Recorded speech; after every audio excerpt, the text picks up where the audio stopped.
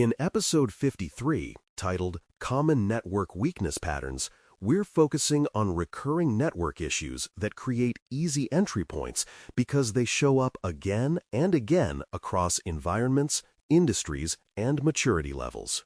The reason these patterns matter is simple. Attackers do not need exotic exploits when the network presents reachable management surfaces, weak identity boundaries, or services that were never meant to be exposed. Network weaknesses are also powerful because they often scale, meaning one bad pattern repeats across many hosts, turning a single oversight into a broad opportunity. Your job as an assessor is to recognize these patterns quickly, validate them safely, and report them in a way that makes remediation straightforward. If you can spot the common patterns early, you can prioritize the highest leverage fixes without getting lost in noise. This episode is about building that pattern recognition muscle. One of the most common high-risk patterns is exposed management services, where administrative interfaces are reachable without proper segmentation or restriction. Management protocols and consoles are intended for operators, not for general network access, yet they often end up exposed across wide network segments due to convenience or legacy design. When a management service is reachable from user subnets, contractor networks, or other broad zones, you have effectively expanded the attacker's opportunity set dramatically.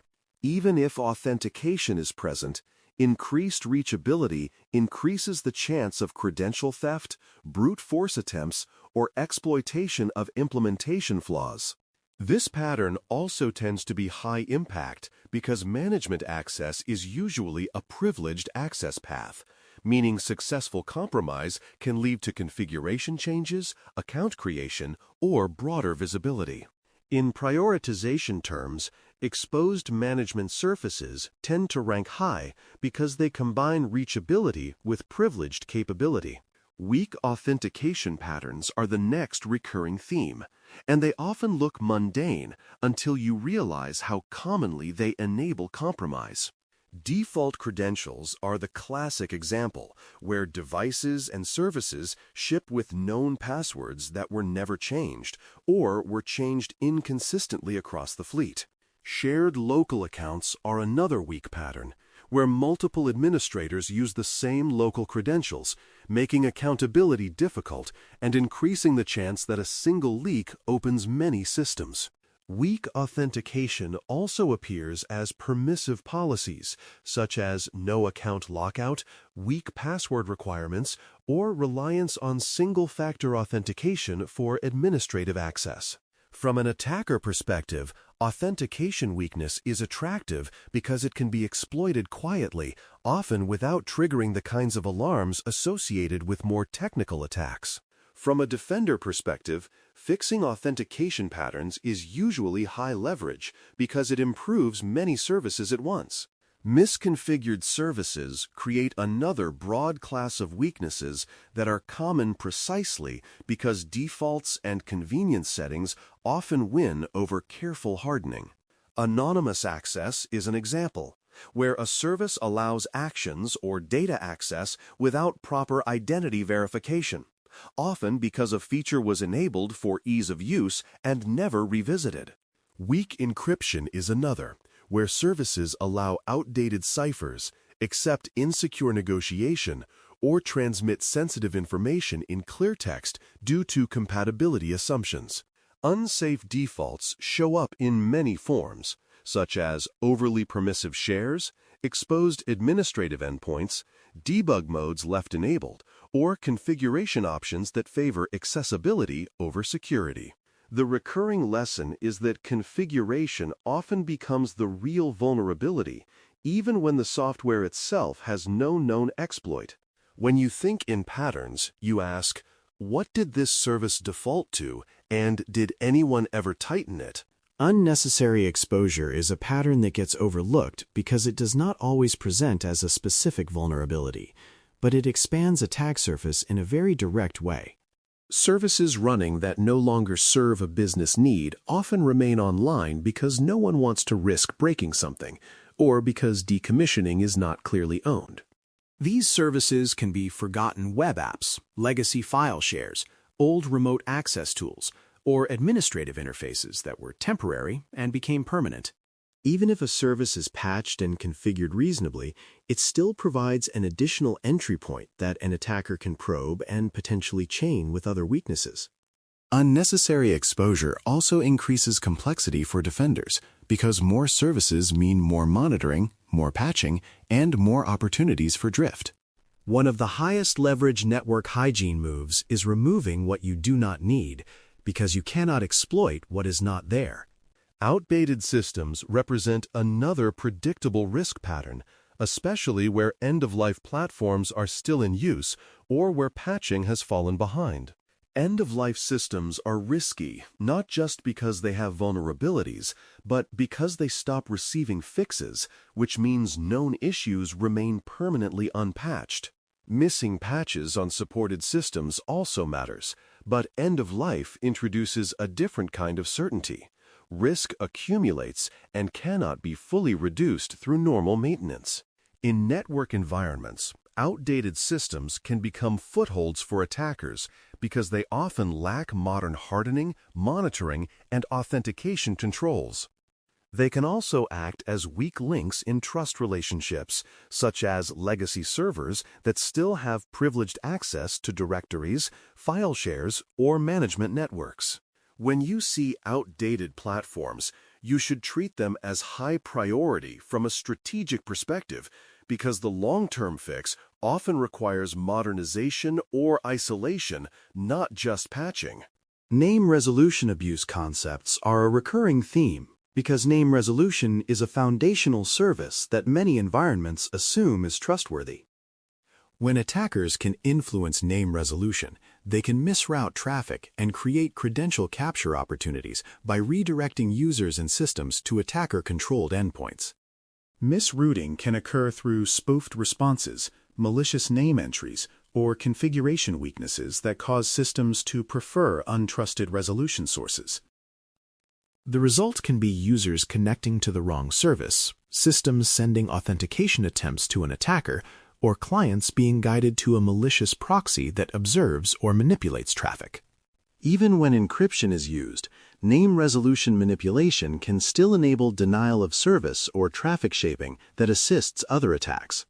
The key point is that name resolution is not just a convenience feature, it is a trust mechanism, and when that trust is misplaced, the network can be steered in harmful ways. Now, imagine a scenario where you are reading a service list and spotting the highest risk pattern, because this is where pattern recognition becomes actionable. You look at a host list and notice several management-related services are reachable from a broad segment, including administrative web interfaces and remote management protocols, alongside signs of shared local administrative accounts. The clue is not just that the services exist, but that their reachability suggests weak segmentation and that their nature implies high privilege. You then look for supporting cues, such as whether the management interfaces are exposed on standard ports, whether access appears to be restricted, and whether authentication controls are strong or weak. In this scenario, the highest risk pattern is usually the combination of exposed management access plus weak authentication, because it offers a direct path to privileged control. Your next step is not to assume compromise is possible, but to validate safely whether access controls and boundaries truly permit attacker-relevant reachability. Safe validation begins with confirming configuration and access boundaries first, because that gives you evidence without unnecessary disruption. You confirm where the service is reachable from, what network paths exist, and whether segmentation controls restrict access as intended. You confirm authentication requirements and any protective controls, such as multi-factor authentication, source IP restrictions, or hardened jump hosts that gate administrative access. You also confirm whether the service is actually in use and required, because unnecessary exposure changes remediation options and often enables quick wins. The idea is to establish what is true about reachability and protection before you attempt any heavier interaction. This approach reduces false assumptions and helps you produce findings that are both accurate and defensible. A key pitfall is assuming a service implies weakness without evidence, because presence does not automatically mean vulnerability. A management service could be reachable but gated by strong authentication and tight network restrictions that make it low risk relative to other issues.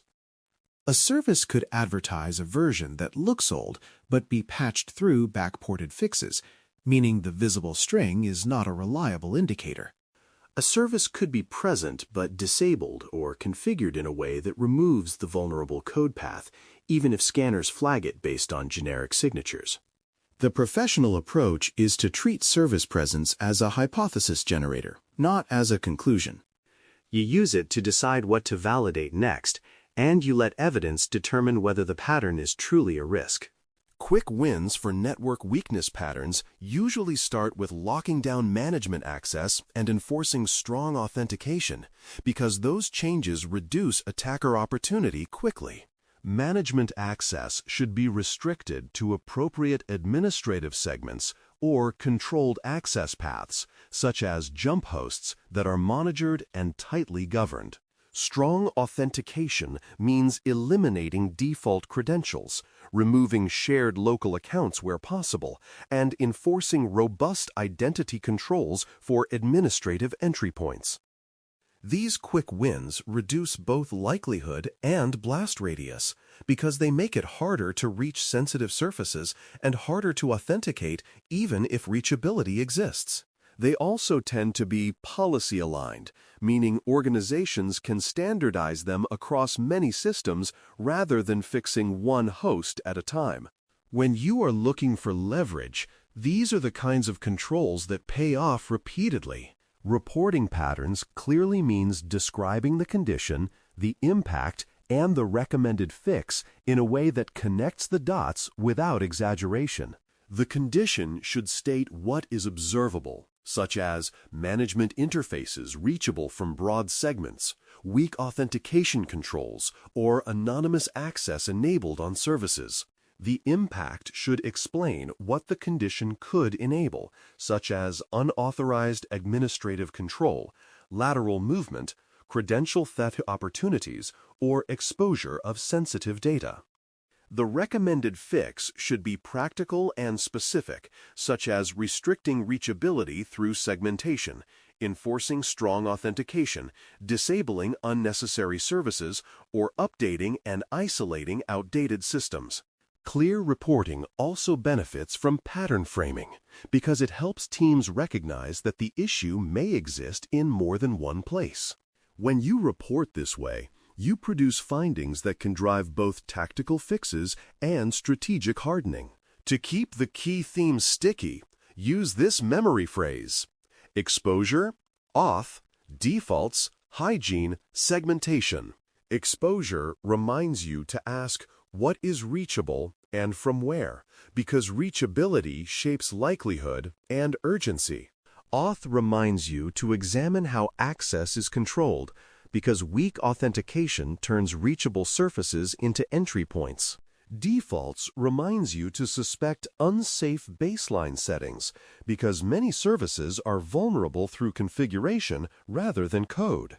Hygiene reminds you to remove unnecessary services and reduce attack surface, because fewer entry points mean fewer opportunities. Segmentation reminds you to treat administrative access as special and to separate it from general user networks, because that containment reduces blast radius. To conclude episode 53, titled Common Network Weakness Patterns, remember that network security often fails in the same places: exposed privileged services, weak authentication, unsafe defaults, unnecessary exposure, and outdated platforms that linger. The best assessors learn to spot these patterns quickly, validate them safely, and communicate them in a way that makes remediation a clear engineering task. Now, name 2 patterns you will watch for: exposed management interfaces reachable from broad segments, and weak authentication patterns like default credentials or shared local admin accounts. Those two, alone or in combination, show up in countless real environments and often provide the easiest path to meaningful control. If you keep those patterns in mind while assessing networks, you will find high-value issues earlier and reduce the chance of getting distracted by lower-impact noise. Thanks for listening. For more audio courses, daily newsletters, and more, please visit DailyCyber.News.